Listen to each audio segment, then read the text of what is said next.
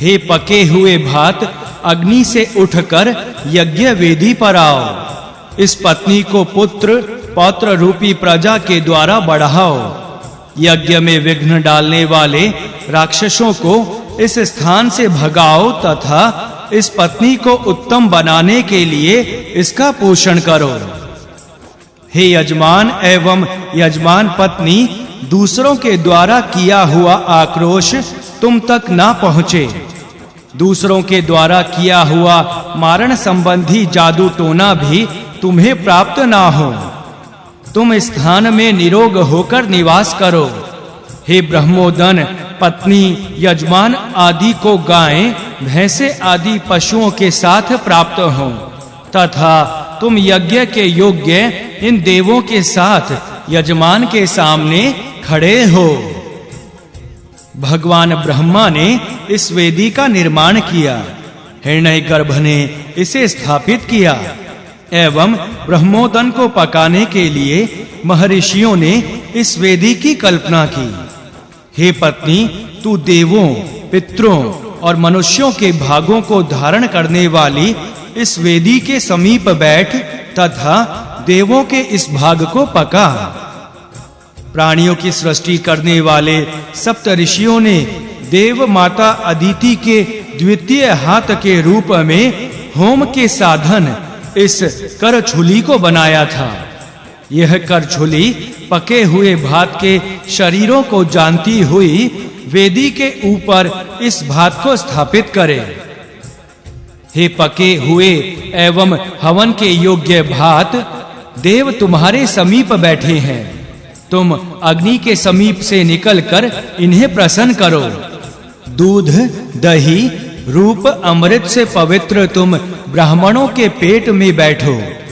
अपने अपने गोत्र और प्रवर को जानने वाले ये ब्राह्मण तुम्हें खाकर नष्ट ना हो, अर्थात तुम इनकी हिंसा मत करना। हे राजा सोम रूपी ब्रह्मोदन, इन खाने वाले ब्राह्मणों को उत्तम ज्ञान दो। इनमें जो उत्तम ब्राह्मण तुम्हारे समीप बैठे हैं, उन्हें भी उत्तम ज्ञान प्राप्त कराओ। तप से उत्पन्न एवं शोभन आह्वान वाली पत्नी मैं ज्ञानी ऋषियों को ब्रह्मोदन के निमित्त बार-बार बुलाती हूँ। पाप रहित एवं अपने संसर्ग से अन्यों को भी पवित्र करने वाले एवं यज्ञ के योग्य इन जलों को मैं धोने के प्रयोजन से ब्राह्मणों के हाथ में डालता हूँ। हे जलों, मैं जिस अभिलाषा से इस समय तुम्हें सब और छिड़कता हूँ, मरुतों से मुक्त इंद्र मेरी वह कामना पूरी करें। यह स्वर्ण मेरे स्वर्ग के मार्ग की कभी ना बुझने वाली ज्योति है। यह पकाया हुआ अन्न मेरी कामधेनु है।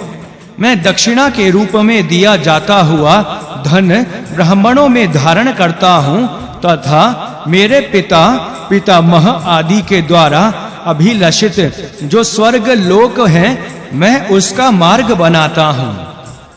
हे ऋत्विज, ब्रह्मोदन से अलग की गई भूसी को जात वेद अग्नि में डालो तथा कंबु को अर्थात फल कणों को पैर से दूर मसल दो। इस कंबुक को मैंने गृहपति अर्थात वास्तु देवता का भाग सुना है। इसे मैं पाप देवता नित्रति का भाग जानता हूँ। हे ब्रह्मोदन, इन दीक्षा रूप तप करने वालों को, ब्रह्मोदन पकाने वालों को एवं सोमरस निचोड़ने वाले यजमानों को जानो तथा स्वर्ग के मार्ग पर स्थापित करो। उस मार्ग से चलकर यजमान उत्तम एवं दुख रहित स्वर्ग में स्थित हो। उत्तम पक्षी बाज के समान यह जिस प्रकार स्वर्ग में पहुंच सकें, वैसा करो। हे अधर्वयु, ऋत्विज का भरण पोषण करने वाले पके हुए भात का मुख शुद्ध करो। हे विद्वान अधर्वयु, औदन में घी डालने के लिए गड्ढा बनाओ। इसके पश्चात बटलोई के भाग के सभी अंगों को घी से चिकना करो।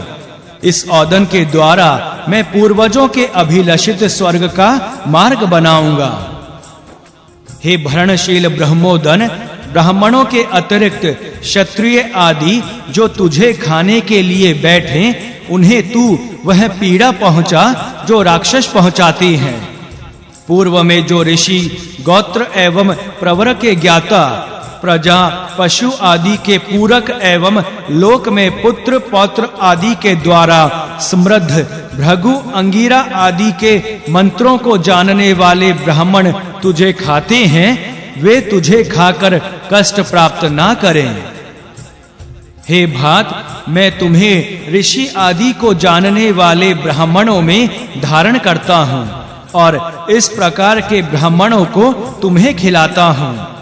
इस ब्रह्मोदन में ऋषि गोत्र आदि ना जानने वाले ब्राह्मणों की संभावना भी नहीं है। अग्निदेव मेरे रक्षक हैं। सभी अर्थात 49 मरुत एवं विश्वदेव मेरे द्वारा पकाए हुए भात की रक्षा करें। यह ब्रह्मोदन यज्ञों को उत्पन्न करने वाला सदैव बड़े हुए उधस्क अर्थात ऐन वाला पुरुष रूपी धेनु है।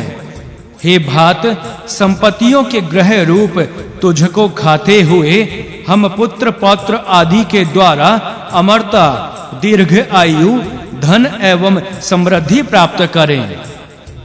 हे ब्रह्मोदन, तुम कामनाओं के पूरक एवं स्वर्ग लोक में पहुंचाने वाले हो।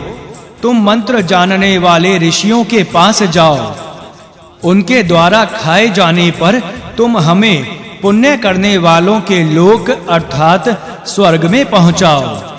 वहां हमारा और तुम्हारा संस्कार होगा। हे ब्रह्मोदन, तुम अपने सभी अंगों को समूह बनाते हुए वहां जाओ जहां तुम्हें जाना है।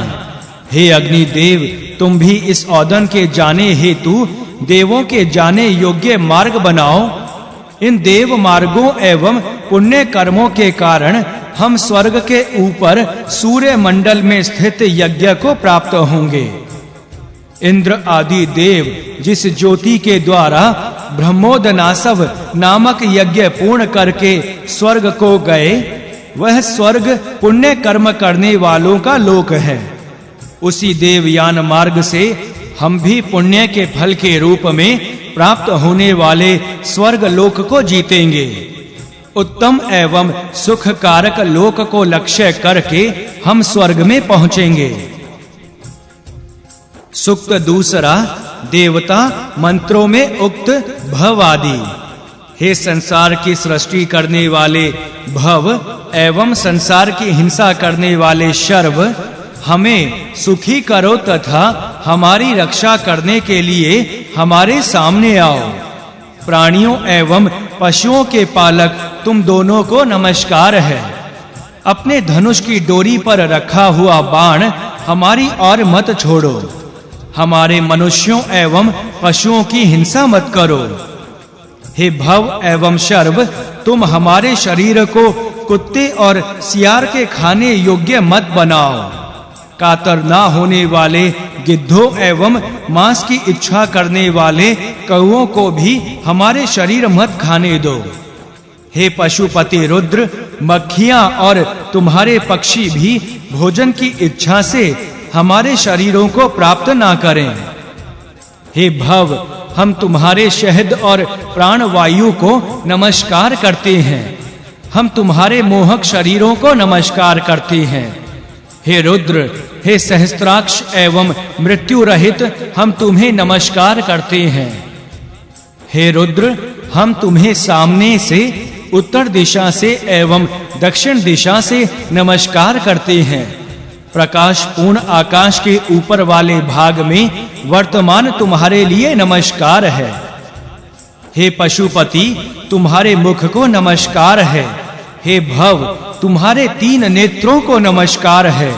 तुम्हारे चर्म को, रूप को एवं समयक दर्शन की शक्ति को नमस्कार है। हे पशुपति, तुम्हारे हाथ, पैर आदि अंगों को नमस्कार है।